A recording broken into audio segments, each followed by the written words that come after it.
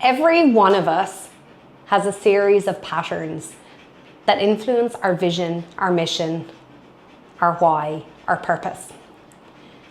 I'm Suzanne Rath, and you're listening to Endures for your daily dose of endurance, leadership, and life lessons. In June 1986, my dad made a frantic phone call to my grandparents. My mum had gone into labour with what I hoped was going to be my little sister, and he needed someone to look after me. Spoiler alert, it was a boy.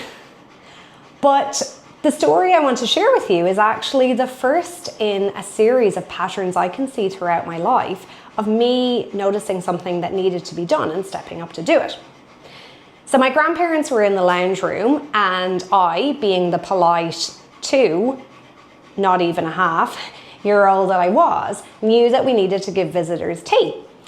And so I went into the kitchen, I dragged the chair up to the kitchen counter, clambered up on it to get the cups, and I was just about to pour the boiling water when my nana came in and rescued me.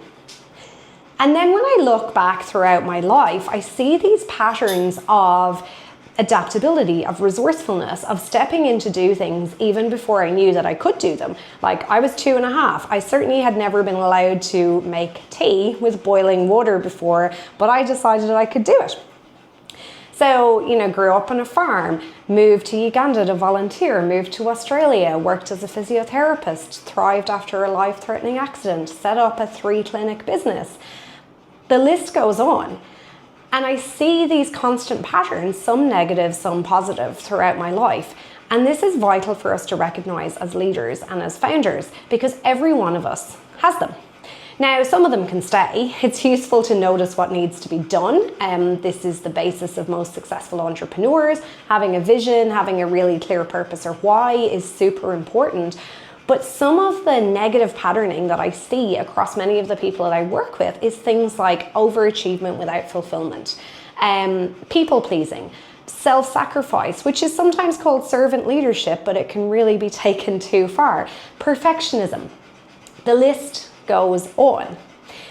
And the game changer for me to break some of these cycles was developing and using my own frameworks, which is the basis of Endures.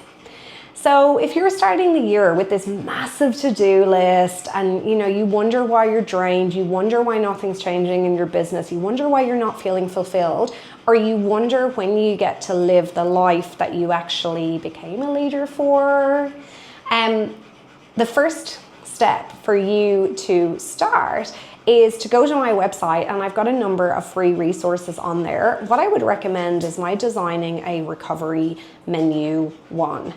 Because it's great and wonderful to see what needs to be done. It's great to be resourceful, and we have to have the courage to put ourselves out there to do things without waiting to know that we can do them. And if you listen back to a couple of my recent episodes, you'll know that I've set myself a massive goal for this year that I don't know if I can achieve that or not. But sometimes we actually need somebody else to step in and make the tea. And so my dream for the world is that we surround ourselves with teams of people that are appreciative, that are action-taking, that are accountable for the purposeful, for the vision-driven leaders and the people who want to make a difference in the world. But for those leaders to also be able to live the lives that they dreamed of and reach those ultimate summits on repeat, whatever an ultimate summit might mean to them. Thank you so much for listening. I will see you back tomorrow for more from Endures.